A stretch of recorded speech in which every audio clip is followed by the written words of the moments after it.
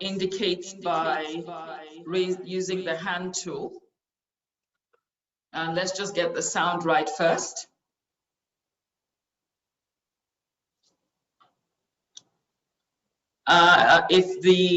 Fantastic, thank you so much. I've asked for the technical team to help us with enabling the chat, because we'd like to know who has joined us. But first of all, just some guidelines so that this works perfectly. Can everyone please remain on mute until you are asked to say something, which will be after our speakers. And then also, you know, let's just start with introducing ourselves. So please just write your name, your company, and interestingly, where you're joining from. We know, you know, this is a Nigerian as well as an international summit. So please help us to make it lively. My name is Thelma Ekiyor. I am the Managing Director of SMENG. SMENG is Nigeria's impact investing platform.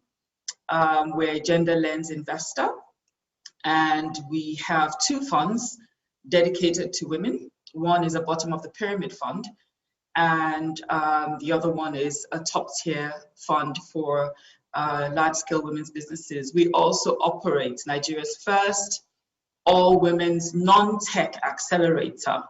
And I'm pleased to say that to date, 200 women have graduated from the accelerator, and we position them for investment.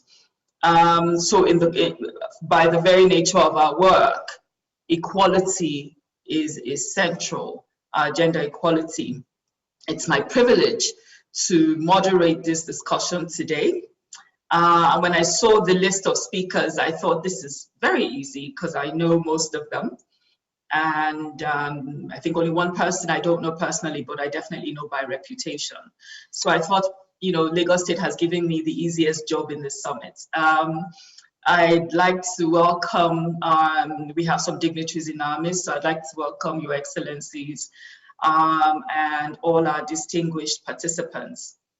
Let me start by introducing our speakers for today. I see some, I don't see all in the participants list.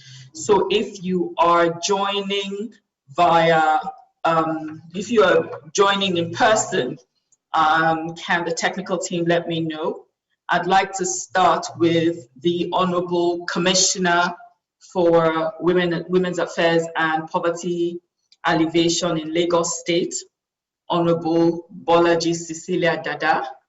Honorable Minister, Honorable Commissioner, I just did a massive federal promotion there, but maybe that's a future thing. Honorable Commissioner, let us know if you're here. I see the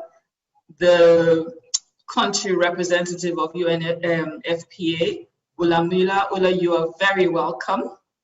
I see, I saw him in the list, but if you are a speaker, can you turn on your camera? It will make it a lot easier. Yes, I see him on the list. Lasana Wone, Lance, is good to see you. Welcome welcome to the summit. We understand that our sister Comfort Lamte, the country rep for UN Women, is not feeling very well, so we sent her our best wishes. But Lance, you are very, very welcome. It's good to have a man on the panel. I say when you have a man talking gender equality, you know we've made progress. I'd like to also welcome Dr. Anino Emua. They will have a chance to introduce the work that they do in detail as an opening. And I do not see Hafsat Abiola Costello. So Hafsat, if you are here, please let us know. And also Nkem Okocha. But what I'd like to do is just create a common denominator for our conversation today. Our panel is called Equality for All, the Role of Women and Youth. The plenary panel on human capital development introduced the topic very well and laid a foundation of the challenges that are associated with human capital development. And I think our job is to focus on the concept of equality. So what is equality? And so for everyone, participants, the panel is probably preaching to the choir, but so everyone knows what we're talking about. We're talking about equal opportunities for every human being to make the most of their lives and talents. And so that is the framework through which we're going to discuss equality today. And at an economic summit, it's very important to centralize equality because none of the topics that have been discussed over these 3 days will have any sustainability if they're not embedded in inclusivity and equality. And so when we talk about equality, usually people talk about equality as compliance. So they talk about equality as a box you tick. And there's actually a phrase called gender compliant. People say we're gender compliant. And when you talk about compliant, it's by implication, you're saying it is a rule. It's an obligation. And I think the way to move this conversation forward is for us to think of equality, and in this context, gender equality as a commitment. Because if you think of it as compliance is an obligation, but if you think of it as commitment is the purpose. And for us to attain the Sustainable Development Goals, equality has to be a purpose. We have the best set of experts this afternoon to start this conversation. There are conversation starters. And because Lagos State is our host, the most populous city in all of Africa, I think we have a responsibility within the context of COVID for Lagos State to model a recovery that is inclusive and has equity as one of its tenets. So I'm going to introduce the Honorable Commissioner for Women's Affairs and Poverty Alleviation to get us going. Honorable Commissioner, everyone is going to get the same opening question. Can you start us off by just telling us what are the factors that cause inequality in Lagos State? You're welcome, Madam. I believe she's joining us live. There we go. It's good to see you, Honorable Commissioner. Thank you very much, Thelma. Good to see you too, and thank you for moderating this session. Yes, you talked about what equality is, being an equal opportunity for everyone. It might interest you to know that a lot of countries do not allow women, especially, to have equal opportunities with men. But when we talk about equality, it's not just about men and women. It also goes to, it also involves the rich and the poor, the able-bodied and the disabled, the people in the rural areas and the people in the urban areas. Having talked about that, there are a lot of factors that affect inequality. One of those factors is the fact that men see themselves as superior beings, superior genders than the women. The issue of culture, the patriarchy nature of a society that aids gender inequality, unequal distribution of wealth, when you talk about the rich and the poor. I think it's our responsibility as the people and as the government to bridge that gap. There's these societal norms, inheritance rights, and system of private property where a woman is not entitled to inherit her father's property. Unequal workplace opportunities, unequal rights before the law. A woman, for example, is not allowed to bail somebody. And we also have the workplace sexual harassment. It might interest you to know that 59 countries provide no legal protection whatsoever against sexual harassment in the workplace. and underrepresentation of women in power and in politics. These are some of the issues that affect and contribute to inequality. Thank you very much.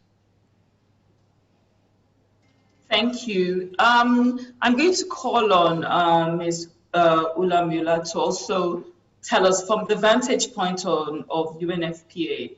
I know you're talking general now, not just Lagos State. Can you tell us the factors that create inequality, gender inequality? So, I mean, what is equality? I was looking, also listening to what the Honorable Commissioner said. And I think the very short version is that equality is when every single one of us, regardless of our gender, our race, abilities, sexuality, no matter who we are, what we look like, and what is our preferences, when we all have the same freedom to choose our path in life.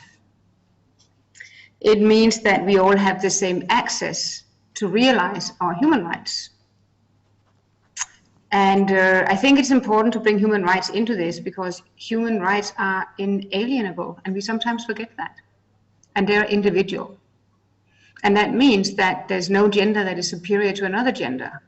No matter how you identify yourself, we have exactly the same rights, and they're vested in the individual human being, regardless. And the reason I'm saying this is that we tend to often, it's not only about men, women, it is very much, of course, for UNFPA and UN Women, it's very much about bringing women forward. But it is really about making sure that we understand this basic concept. We are all born equal, and we are all born the same. So there's absolutely no reason whatsoever to give us different rights and different freedoms. We all have them by virtue of just being born. So for me, that is equality. And unfortunately, and that's part of what we're going to talk about today, is that women and girls are the ones always left the furthest behind. They always drop on the list of priority. And when we do that, we actually create an unequal society. But we also create a situation whereby, if you look at it from, this is an economic summit, right? So if you look at it from an economic point of view, you actually have a situation where any society invests in women and girls also in their education, for instance. And then they never finalize it, and they end up being married off early, or something else happens, they're kicked out of school halfway through. And that means that from an economic standpoint, you lose out on a huge return on your investment as a state. So it's a really, it's really stupid not to look at how do we get this. I'm sorry I'm using very plain words here, but I think sometimes we shoot ourselves in the foot because we speak a language that not everyone can relate to, right? We have to ensure that the money that we spend should be used equally, so that we also optimize the social and economic progress of any country. And that is what equality brings to the table. Social growth and economic growth that benefits all. There's a reason we have a saying that when you invest in a woman, or if you feed a woman, you feed a family. So it is really, equality for me is not rocket science. All we ask for everyone to do is put action behind your words and just do it. Because if everyone did that, it's simple. Okay, over. Thank you. I'm going to invite Lansana next. Lansana, from UN Women's point of view, what are the factors that yield inequality? Please unmute yourself. Thank you very much, Excellencies and colleagues on the panel. Inequality and inequality have been defined by the previous speakers. Let me just also add that when we talk about equality from the UN Women point of view, we are talking about equality in terms of rights and opportunities for every human being, irrespective of gender or generation, to contribute to their societies, their countries, but also benefit equally from those societies or nation states. So having said that, primarily the fundamental causes of inequality in many of our societies, Lagos being inclusive, has been historical on the one point. Some factors that are rooted in customs and traditions, the way our generations, the way our societies have evolved over time, that give privilege in terms of gender to men or males as against females, but also that disadvantage young people as compared to older people. So I'm looking at inequality both from generational as well as gender point of view. But beyond that, even within gender, no group is homogeneous. I mean, among women, you have women with disability, you have women who may not have had adequate education as others, so et cetera, et cetera. So those historical, cultural factors contribute to it. But then those, perhaps what you can call the primary factors, have over time been able to create institutions, and those institutions themselves have become barriers. And those institutions are tied into the policies, the enabling environment. You find out that in decision-making in many societies, those spaces are dominated by men, and therefore the policies and the laws that are promulgated by those men tend to be patriarchal. They reinforce our cultural background. They have not been progressive at all. And that also tied down into different other sectors of our society. If you look at the economy, again, the privilege will be with men because they have been the leaders in that space.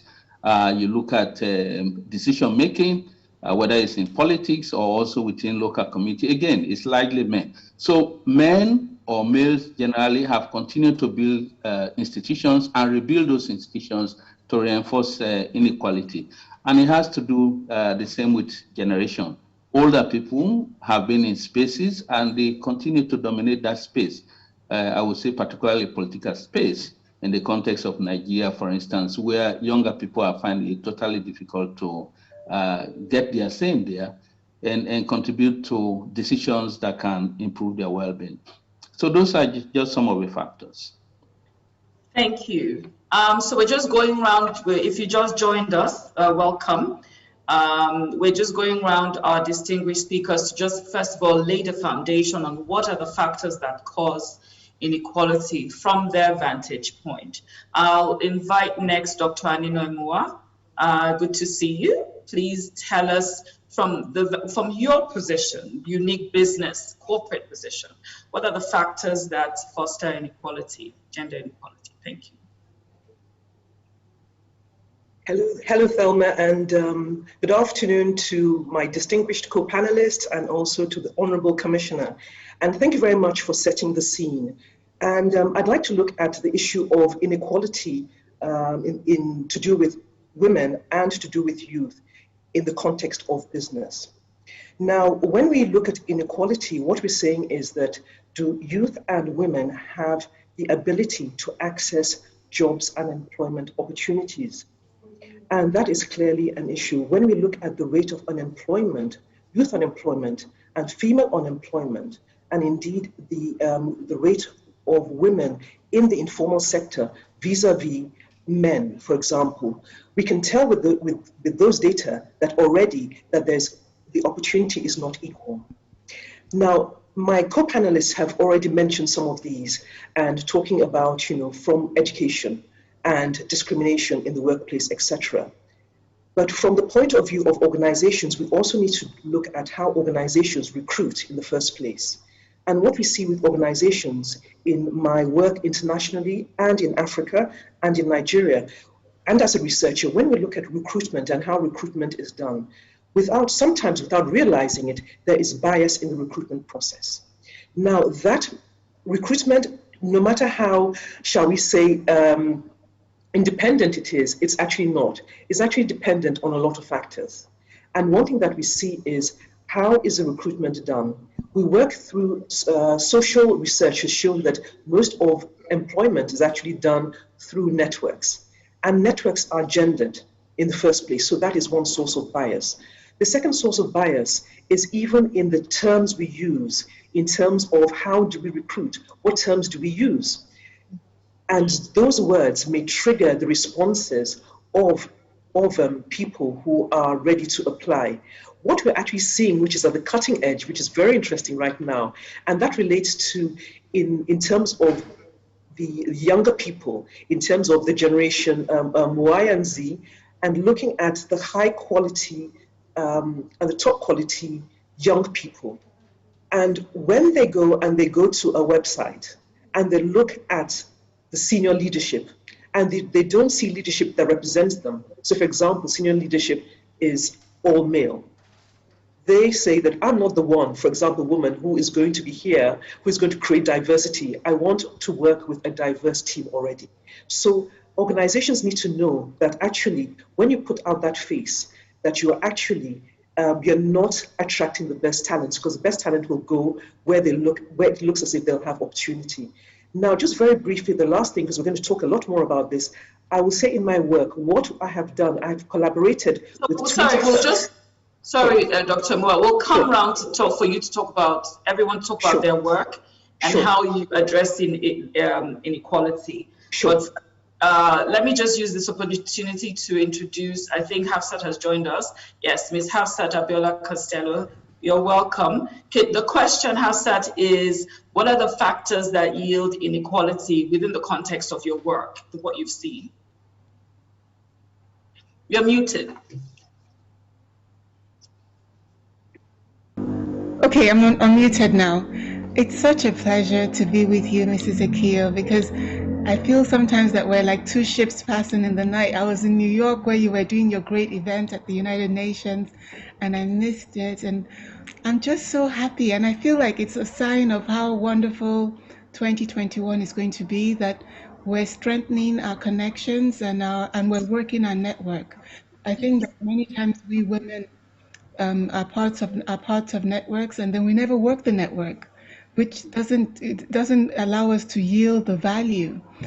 And it's such a pleasure to be part of this important conversation. I want to thank the Lagos State government, His Excellency, the Governor of Lagos State, and his deputy, the deputy governor, his whole team.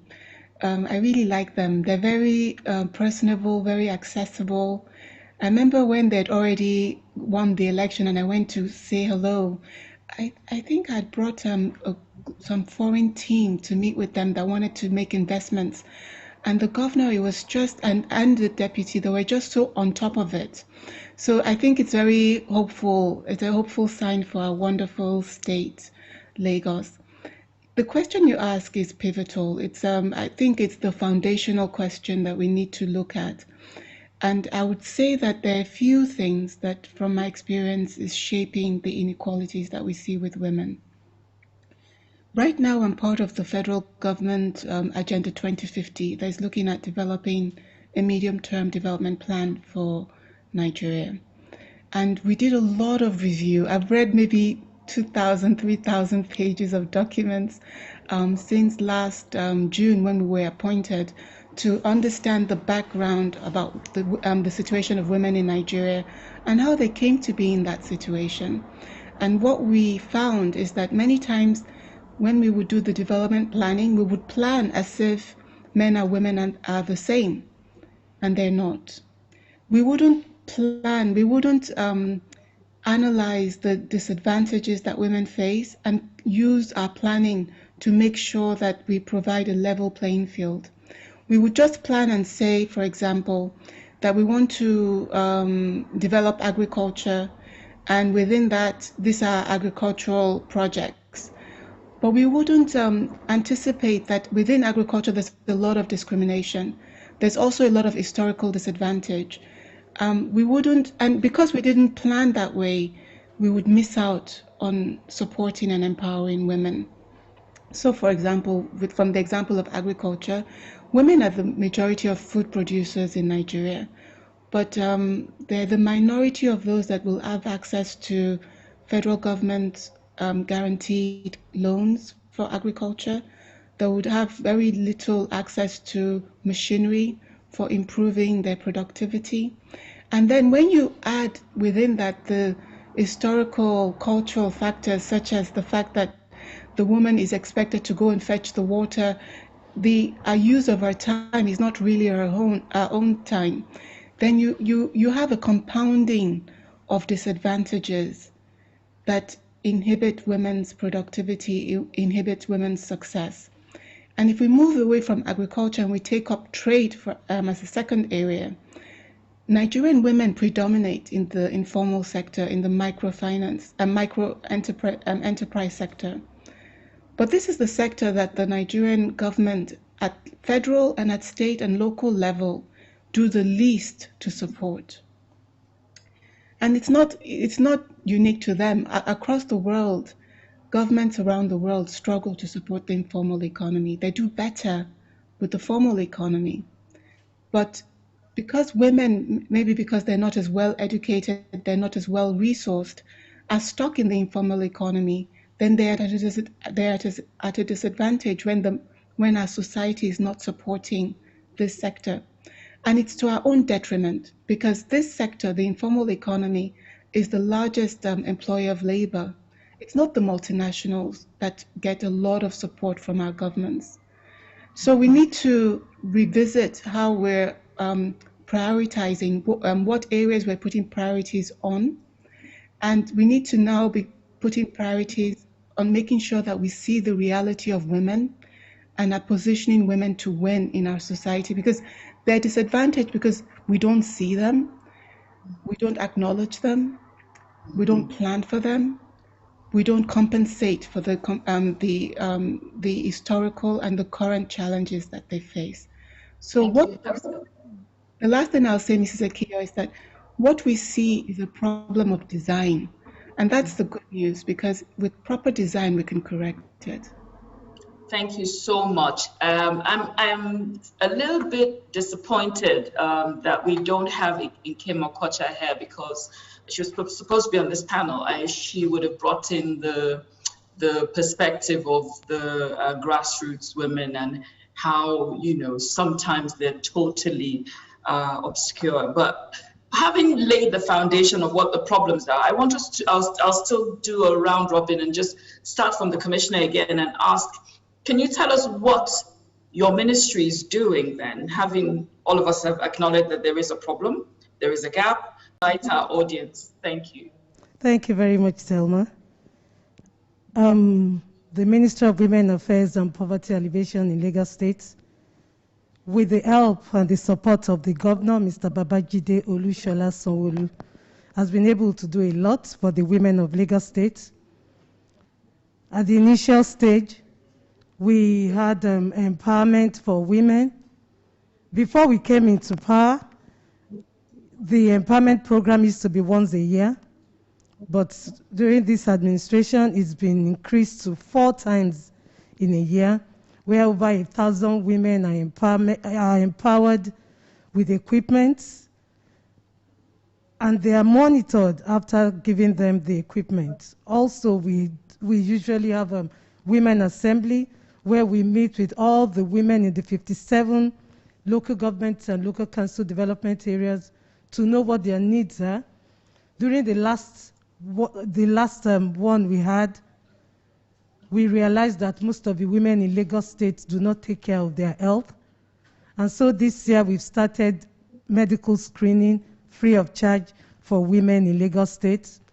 As we speak, it's ongoing through the collaboration with NGOs and the Ministry of Health, and over 70,000 women are being screened in about 67 centers within the states. When we talk of equality or inequality, we cannot but speak about empowerment. So for us as a ministry, our primary focus for women in Lagos State, especially because our ministry, Ministry of Women Affairs and Poverty Alleviation. So what we do primarily is to alleviate poverty of Lagosians, not just women, but also youths. So apart from the empowerment programs, we also have trainings, long-term and short-term trainings.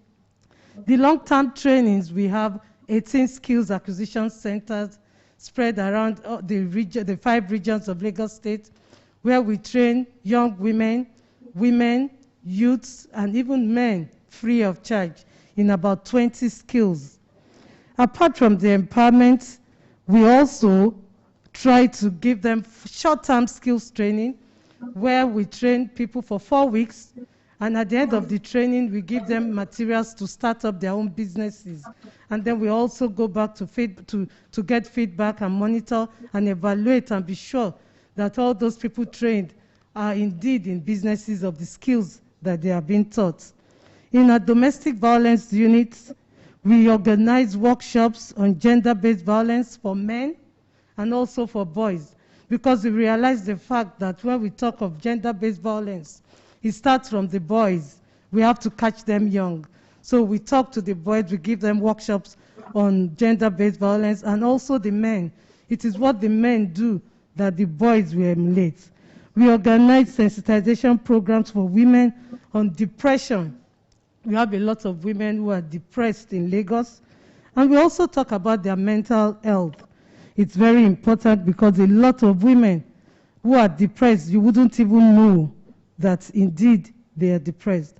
The ministry organized workshop on parenting.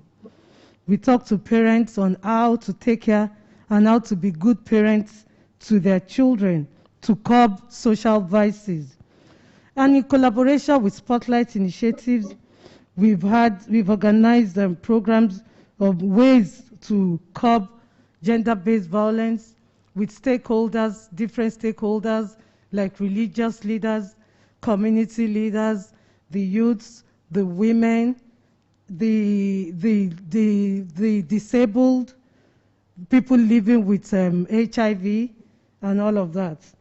Also, in collaboration with the Spotlight Initiative, we launched the E for She campaign in Lagos State, and the governor of Lagos State was made the E for She champion for the movement. The ministry organized the International Women's Day for rural women.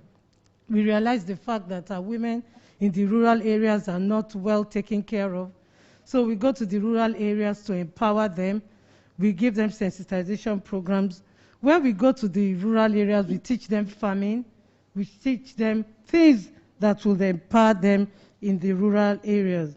Also, we organize creativity and innovation programs for our youths so that they can be creative. And also, we collaborate with NGOs and we give them grants. I must also mention here that the youths and the students of our skills acquisition centers and also women in Lagos State, we give them entrepreneurship training and leadership training. Also, the Lagos State government has a fashion hub where these students, after they have completed their studies in the long-term schools, they can go to the fashion hub to make use of the equipment and the tools there for a token, so that without even having the equipment, they can start their own businesses. Since the inception of this program, this government, we have been able to touch over 30,000 women's lives in Lagos State. Thank you very much. Wow, that's a lot of work, Honorable Commissioner. I keep wanting to say Minister. Honorable Commissioner, thank you so much for that. Two things struck me. One was your very important focus on mental health. And as we talk about the impact of COVID, that is usually not amplified. So I'm very happy you said that. And in terms of how we're talking about investments, you know, we also think the psychosocial well-being of women and men and young people are very, very crucial to any recovery process. So thank you for mentioning that. The other thing you mentioned was the Spotlight Initiative. So that's just going to take me straight to UN Women, because I know UN Women has been driving that. So Lasana, can you talk a little bit about how UN Women in Nigeria has been addressing the whole concept of gender equality? Please also talk about, you know, within the context of economic empowerment, it would be good for us to hear that as well. Thank you very much, Thelma. Again, I mean, I'm sure many people on the panel are familiar with what UN Women does in Nigeria. But just to say that directly in connection with this this discussion today, one of the pillars of our work in Nigeria is women's economic empowerment. And within that pillar, currently we have 2 flagship programs, which we implement with the government and the private sector stakeholders in the country. Now, one of that flagship pillar has to do with climate smart agriculture. We all know the impact of climate change on societies generally, but women in particular. And it's sometimes rooted in challenges such as access to land, but also to technology, to infrastructure, and capital, even resources. So oftentimes, and in most of the cases in Nigeria, women in the rural area, who, as the earlier speaker had said, contributes to perhaps the bulk of food production in the country, do not have that kind of access to productive resources that could optimize their potential. And that is further dampened by the fact that climate change effects are impacting more on them. So that's a flagship pillar, which we are piloting in several countries, several states, focusing on principal value chains. And we are doing that in collaboration with the ministries of women affairs at the federal level, but also in those specific states. And we have done significantly well with 2 particular value chains. One is rice, where in Ebonyi State, for instance, we'll be able to help farmer cooperatives to access markets, to increase their productivity, to have better access to technology, but importantly, to also have the government of Ebonyi State to make further investment in promoting women in agriculture, including the revision of their laws and policies, the agricultural policies and the laws that enhance better rights and secure the rights of women to land. Infrastructure, the Ebonyi State government within 6 months was able to construct warehouses for women cooperatives that gentleman is supporting, and allocated land. He was open to allocate up to even 1,000 acres of land on our request to support those cooperatives.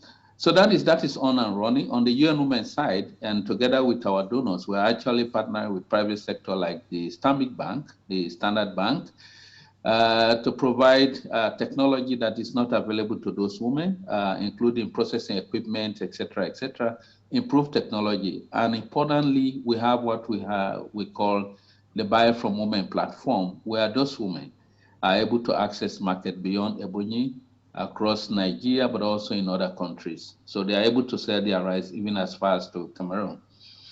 The other flagship program we have, or as part of the climate smart agriculture, we're also working on the shea butter value chain, which is in Niger State. You may want to ask why shea butter is not a crop, it's not grown in Nigeria, but it contributes to climate stability. So if we leave the trees, then men will have to cut them and produce charcoal, which is beyond the reach of women.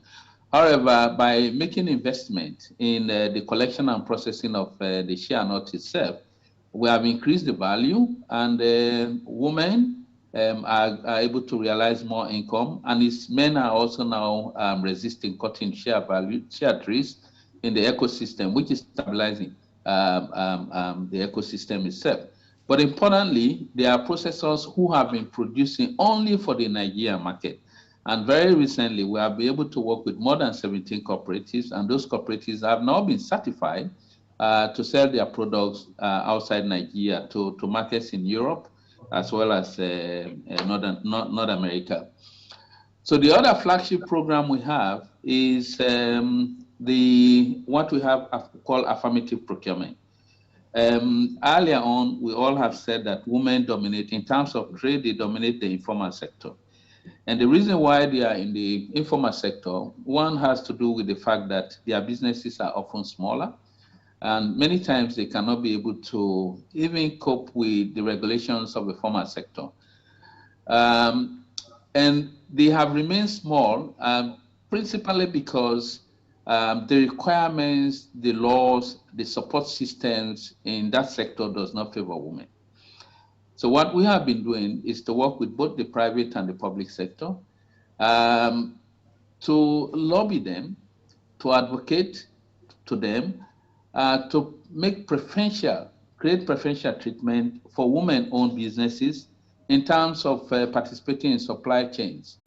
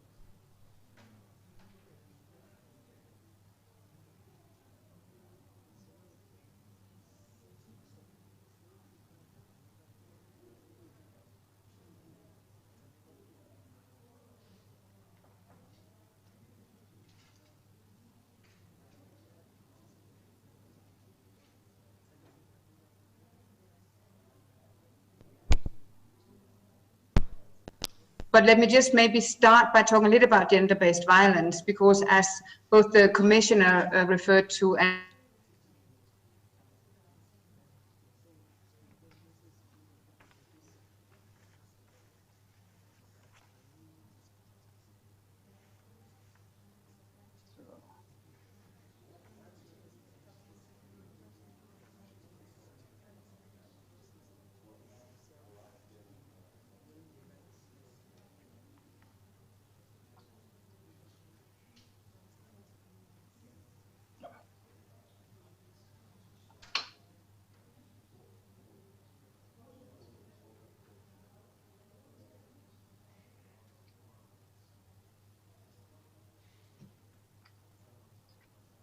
someone listening to them.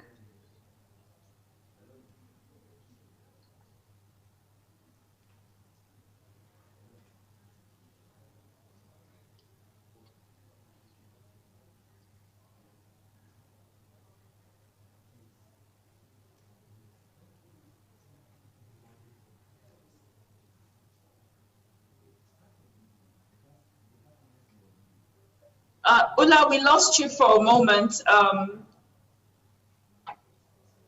Can you try unmuting yourself, please? No, she cannot. Our technical team, can you help us out with this? Thank you. You have a great technical team. They're fast, responsive. It's nice. Thank you. No, what I would say, so what we had established was this virtual referral pathway, whereby we could ensure that there was actually someone in the other end in a situation where women couldn't go anywhere. And that also included referral to psychosocial support. Women during the during the lockdown and when the COVID pandemic was at its peak really suffered the most, and they were very often also imprisoned almost with the perpetrators. So we did a huge piece of work around that, and also as part of the Spotlight initiative, we are now looking into, as we move forward, into how we establish good forensic laboratories. And although that is going to be in Adamawa, we opened one last year for UNFPA funding. We expect to roll that out also, because that's the first step. And when we talk about equality, it's also about having equal access to justice, so that there is actually someone in the other end that makes sure justice is done when women have the courage to actually raise a case. So on gender-based violence, we've also established shelters, and those shelters is where women can come physically. And also there we make sure that there is a clear referral pathway from the minute this woman comes and asks for help, where we can make sure it goes all the way. And that also leads into economic empowerment and helping them, establish them with small businesses, so that we have a full circle approach to that. And that takes us in, was raised also, then come all the challenge about women in informal sector, and how do we get that recognized? So that is sort of the next step, and that is where this transition is to UN Women, where they have the lead on women economic empowerment. So gender-based violence is important. But what really is important for us is that overall view, especially on women and girls. So, and when I say girls, I'm very much referring also to adolescent and youth. And of course, youth is also men, young men. So if we look at what we've done specific, I'm going to come back to women in a minute, but wanted to start with youth, is there we've actually supported Lagos State in the development of the state youth policy, which is running out now, and we're going to have a new policy coming up. And that's a policy that mainstreams youth equality into all the different ministry departments and agencies, so that we have a roadmap that really ensures that there is an obligation to include the interest of young people, and through that also get equality for young people, because they're in the same bracket as women, because of also cultural values and structures. By virtue of their age, it's very difficult for them to get a platform whereby they can speak. So we have also then supported the capacity building of Lagos State youth parliamentarians on advocating for the equality of young people. So through these young parliamentarians, we've now established a group of youth that are in the forefront for ensuring equal access for young people in Lagos State, including of them living with disabilities. And I'd like to highlight that because there is a tendency to forget them, but they do constitute 15% of any population. And it's really important that we remember them. So when we talk about youth, what we are really driving, and if we talk about flagships, is actually our investment in achieving the demographic dividend. So every state, including Lagos, have a roadmap to achieving the demographic dividend. And that's such a wonderful term that no one really understands. But basically what it means is that you invest heavily in two main areas. And that is in family planning and in health for young people. Because the trick demographic dividend is you want to shift that economic dependency ratio, whereby over time you have a larger economic active group who supports a smaller economic inactive group. And that means that we get a richer economy, and that is a key driver behind poverty alleviation.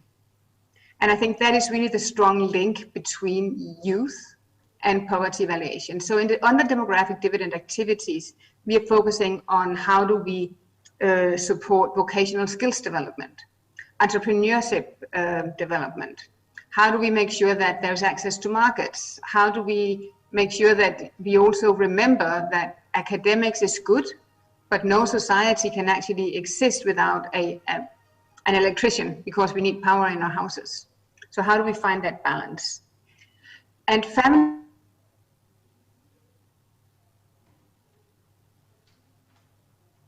Okay, it seems Ula is frozen again. I think all of us are so used to the Zoom world now, so we're all really patient with all of this. Thank you so much, excellent audience and panelists. If Ula is having problems because of time, I'm going to move on to Dr. Moore. Dr. Moore, please just tell us how you're responding to inequality through your work at Avandis Consulting.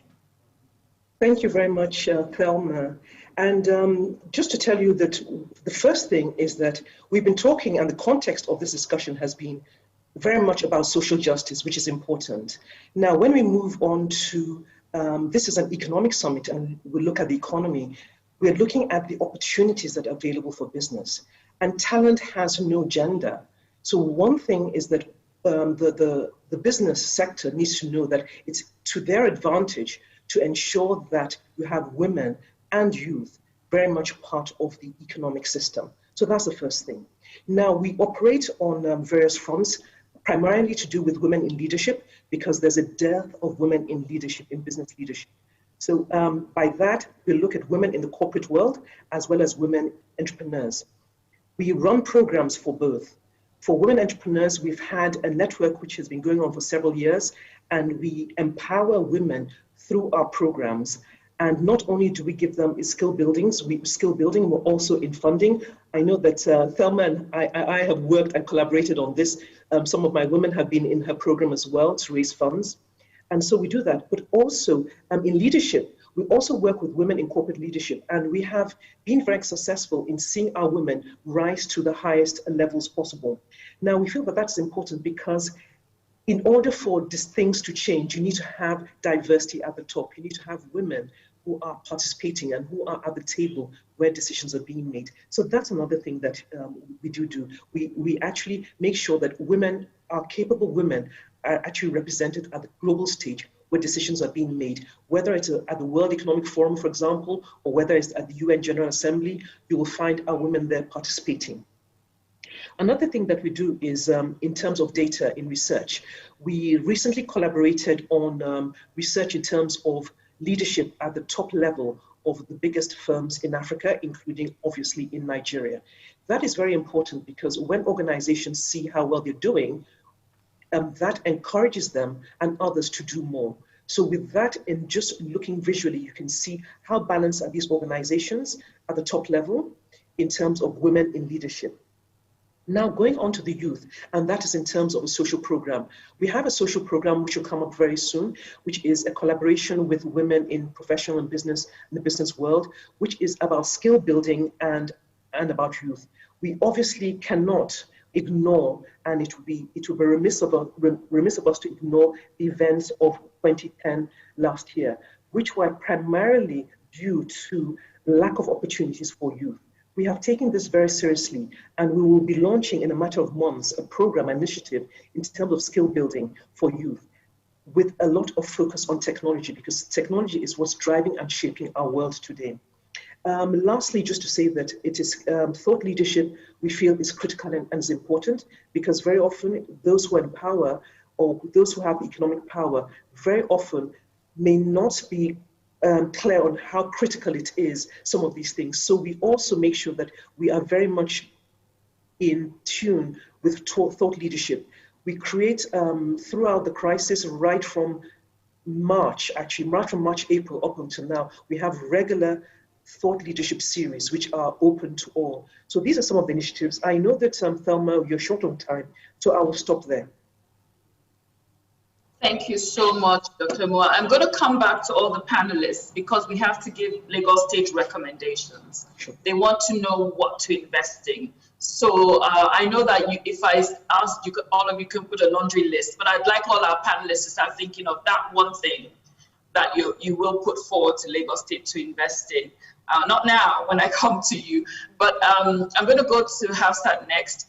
While I'm talking, while Ms. Abiola Costello is sharing what she's doing, I really want to hear, because I know a lot about the work that they've been doing on the periphery. I'd like our audience to start thinking about questions you would like. You can't have these speakers and just let them go without questions.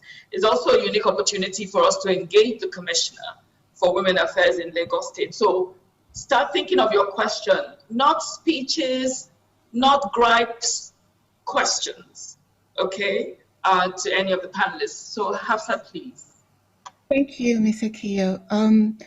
So in the last maybe 5 years, I've been working mainly with Women in Africa. It's an organization that is promoting women's economic empowerment, and it's positioning women leaders and women entrepreneurs for success.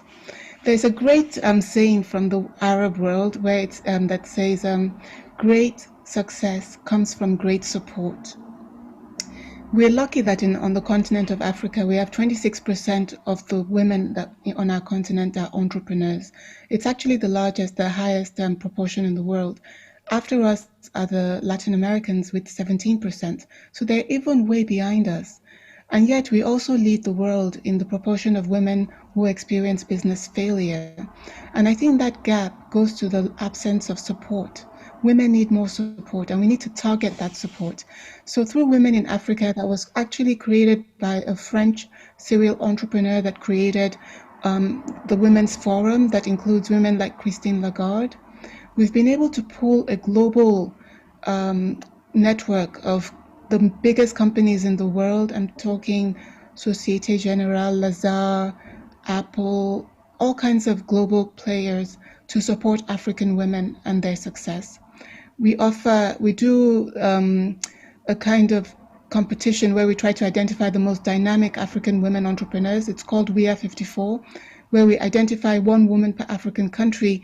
But in the last few years, we've identified about 3-4 from Nigeria. But when you think that the country has about 100 million women, I'm sure you're embarrassed to hear that we're doing 4. I mean, I'm embarrassed to say it. And I've been pushing within WEA for us to cascade the training, which we will start to do this year, where we want to begin to target hundreds of women in each of the African countries and offer them training. We also offer, with partnership with Deloitte, a mentoring program for women. And we're actually in the process of confirming another partnership for coaching for women with another global consulting company. Because we know that women have challenges. You know, to make the journey is difficult because entrepreneurship is a very lonely journey. But when you don't have support, it's almost impossible. And so we have to move from the women from trying to achieve the impossible to just doing the difficult, which for our women is like doing nothing. You know, doing the difficult is what we do every day as Nigerian women and as African women. So we're trying to do that. And through this National Agenda 50 that I'm part of, what we've put on that, and I'm sure you'll be happy to know Mr. Lansana Wane. I don't know where you're from. It's a very interesting name, that. But I'm sure you'll be very happy to know that we've been working closely with the UN Women on our technical working group. They've fed us a lot of information. Some of your staff have been on our technical team. And the key point, because I lead on women in the economy, the key point that we made in our recommendations to the federal government for 2050 is simply this, that we need to democratize capacity building for women in Nigeria and for youth. Actually, it goes directly to what the Honorable Commissioner shared. And she said 30,000 was the number that we're hitting each year. Now, if we take the population of Lagos to be 20 million, and the population of women in Lagos to be 10 million, you can see that even the number 30,000, that is so much better than my number, which we are women in Africa is hitting maybe 200 women per year. 30,000 is so much better, is multiples better, but it's still not good enough. I think that we should be looking for how we build connections for Lagos State government, the partnerships for Lagos State government, so that they can be hitting 1 million minimum per year of women. Thank you, Hafsa. Sorry, okay. Please just have that record, because that's a recommendation. So please hold on to that thought. I know we have a hard stop at 2:30, so I want to use the rest of my time wisely. And so what I'd like to do is take questions from the audience. If you'd like to ask a question, I will indicate by raising your hand. The technical team will unmute you. This was supposed to be a dialogue. And then you will go straight to your question. And then please tell us your organization, tell us who you're directing your question to. And you have all promised me that it will be a question. I took it for granted. Okay, so I see one hand. Selma, please. Sorry to interrupt. I'm sorry to interrupt you, Selma. This is Ula. I'm sorry I lost my connection. Can I get 15 seconds to make one important point, please? Okay, sure, go ahead. Thank you. Where you lost me is I'm about to say we have to start promoting family planning as an enabler. One of the key challenges to get to the number of women that Hafsat is talking about is that the vast majority of Nigerian women are caught home in their economic active years child rearing, simply because they don't have access to freely choose if and when they want to have children. Family planning is without a doubt the second best investment to reach the SDGs, only surpassed by trade. It is critical for equality and for economic growth. Thank you, and I'm glad you came back to that because we lost you at an important point. I'm going to take Ms. Sholape Pega.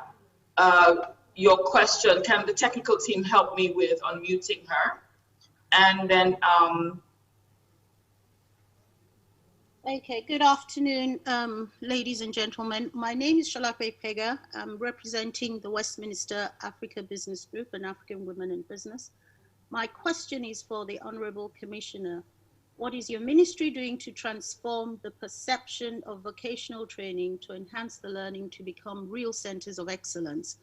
Because I believe this will not just generate revenue, but also expand brand values and would be a real selling point for your training and empowerment courses, demonstrating the services to enable the trainers learn and earn.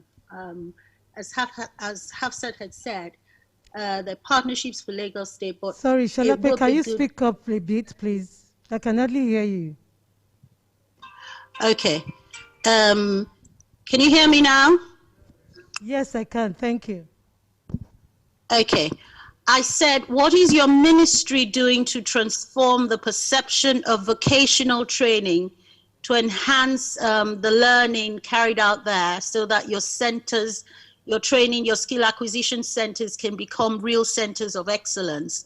Because I believe in doing that, this doesn't just generate revenue, but it expands your brand values. And that's a real selling point for your centers, demonstrating the services and enabling the trainees to learn and earn. Because one of my takeaways from this is, as Hafsat had said, partnerships for Lagos State government. And I just really want to know what the real tangibles are, not just the usual soap making, you know, stuff that you can put in Harrods, you can put in Selfridges, that kind of level of products that come out of your vocational centers.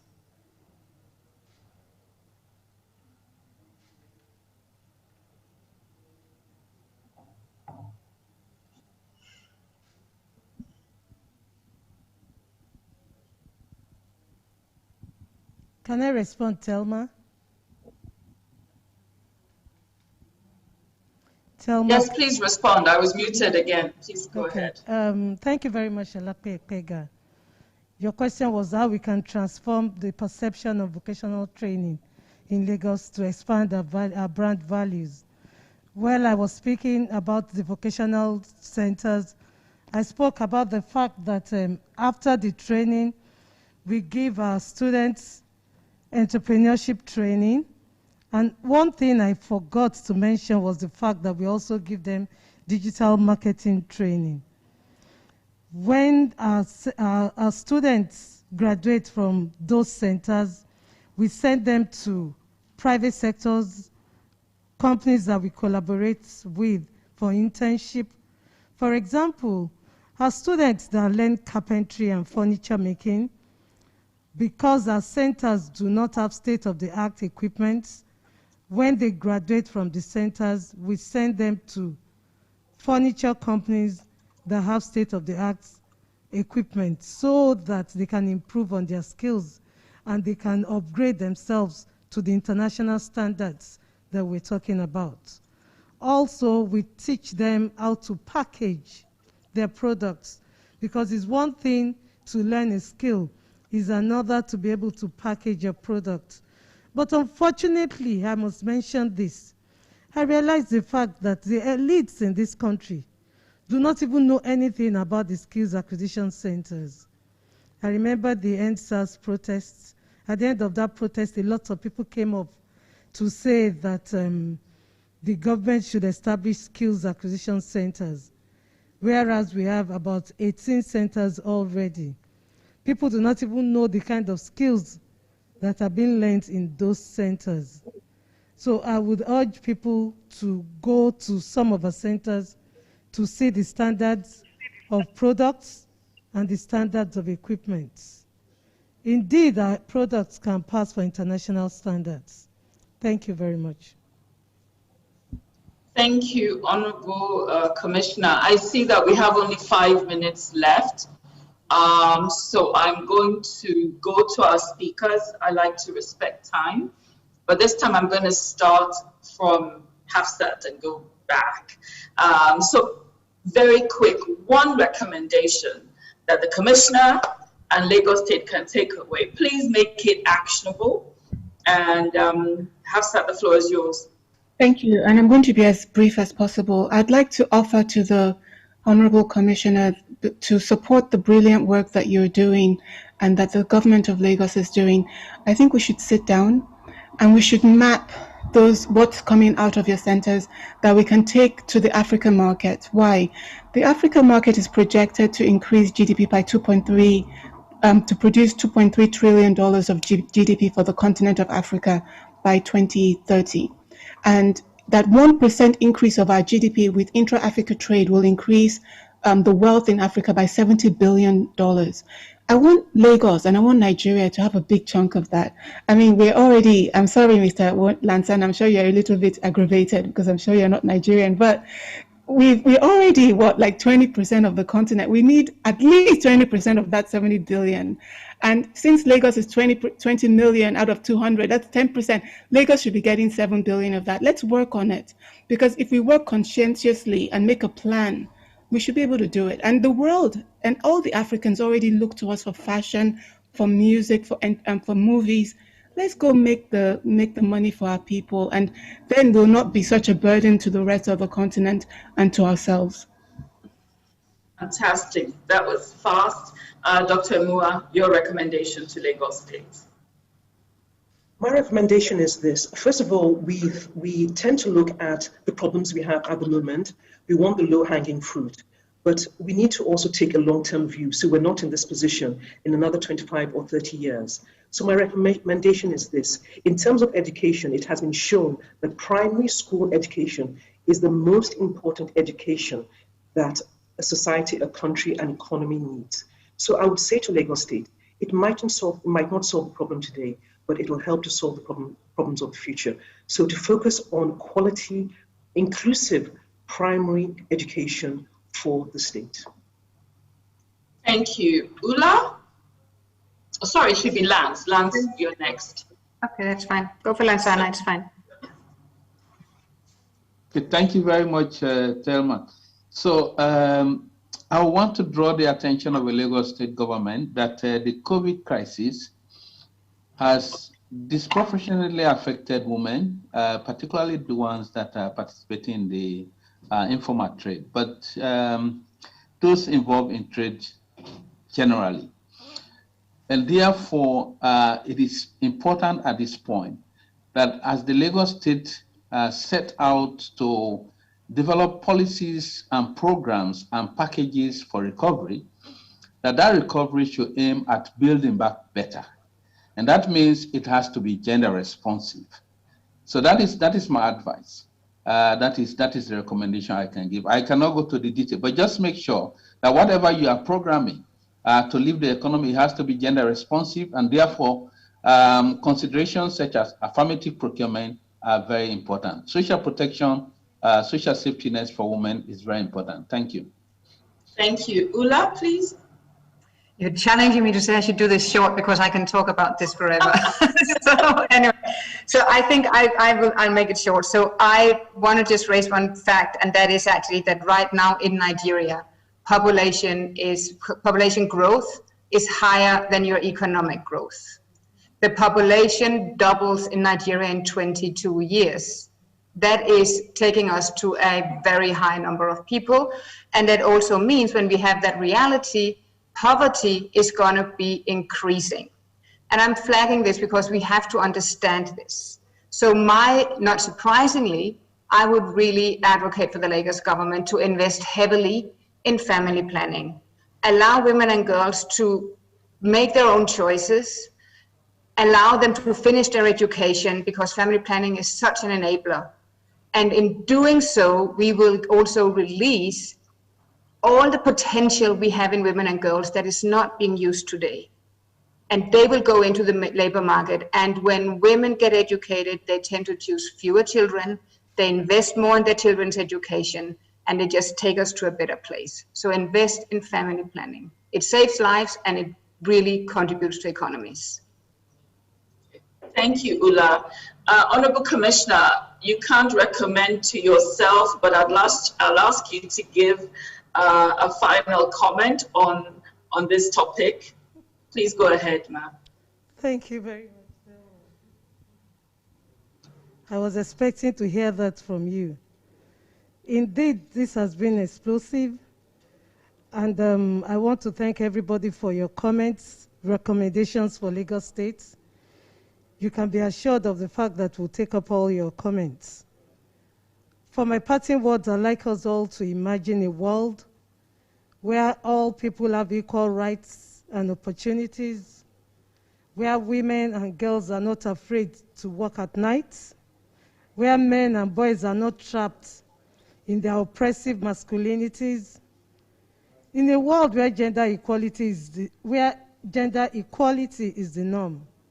Men and women get paid equally for works of equal value and share the care, work at home.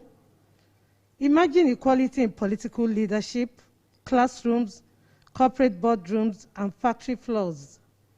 Women and girls have equal say in decisions that affect their lives, their bodies, their policies, and the environment, from villages to cities to nations and to the world at large. Let's all try and make this a reality. Thank you very much.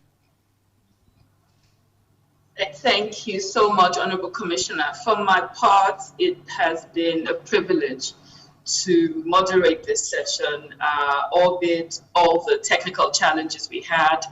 I just want my own recommendation to Lagos State is doing the work of gender equality is often seen as work that you get rewarded in heaven because it's mostly underfunded and extremely grueling. I think Lagos State, if it's committed to addressing inequality, should bridge this by actually putting the resources behind the Ministry for Women's Affairs and Poverty Alleviation. Women's ministries across Africa are usually the most underfunded. And so it must be visible in what you invest in.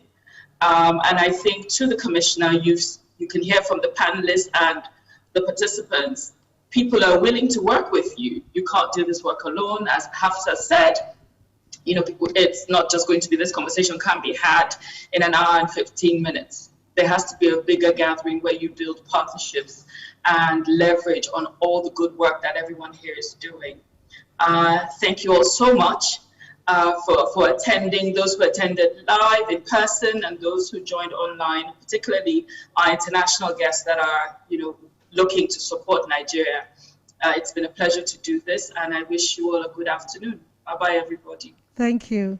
Hafsat, I'd like to meet with you at some point so we can collaborate. Thank you very much. Honorable Commissioner, I'll be home from the 5th of March, and I'll make an appointment to come and greet you. That would be wonderful. Thank you very much. So I think the Commissioner means that to all the panelists. She just mentioned Hafsat first. So please, all of you, make appointments to see her. But to our participants, thank you all so much.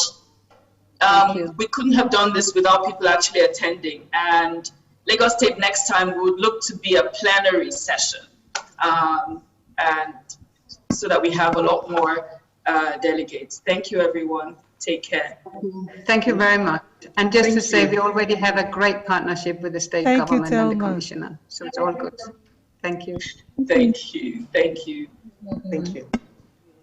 Bye, everybody. I'm your host, so I need you to go so I can go. In Africa, we wait for our guests to go.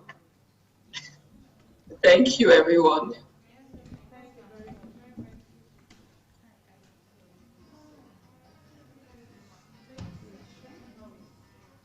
Lagos State, fast consolidating itself as the engine of economic growth in Nigeria. Uniquely integrated with Lekki Port, the deepest seaport in the region, Lagos Free Zone unlocks deeper reach to local and international markets. Sustainably developed as the premier investment location for varied businesses, LFC is an ideal destination for manufacturing facilities due to its strategic advantage in enabling easier access to critical success factors such as land, world-class infrastructure, and an unwavering commitment towards enhancing the ease of doing business in Nigeria. Investors in Lagos Free Zone benefit from the conducive and hassle-free live-work-play environment. Amenities such as housing, hotels, parking hubs, communications infrastructure, power station, medical facilities, and leisure centers are provided and maintained so that you can focus on growing your business. In addition to the enabling environment for growth, investors at Lagos Free Zone enjoy a host of fiscal benefits and preferential policies backed by the federal government of Nigeria and the Nigeria Export Processing Zones Authority. These include various tax benefits, import duty exemption, unrestricted access for skilled workforce, and tax-free remittance of profits and dividends. Lagos Free Zone is a world-class industrial zone, carefully planned with state-of-the-art infrastructure, services, and facilities to help your business thrive. We welcome you to Lagos Free Zone, your gateway to a new frontier.